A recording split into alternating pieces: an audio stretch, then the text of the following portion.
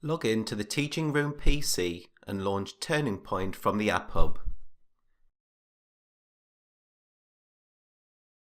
Once logged into TurningPoint, click Start PowerPoint Polling. This will open PowerPoint with the TurningPoint add-in enabled. Open the presentation that you've prepared.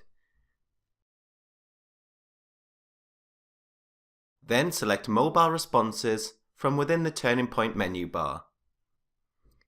You can use a random or a reserved session ID.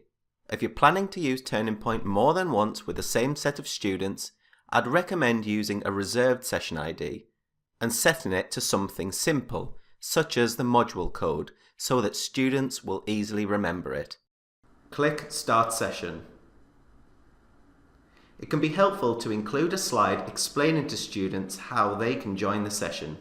Students can join the session from the TurningPoint mobile app or by going to the website responseware.eu. Once you've started the session, you can launch a presentation.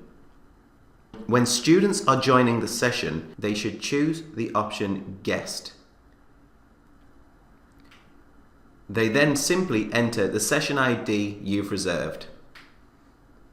When you reach a question slide, the slide will appear to students and they'll be prompted to enter an answer choice.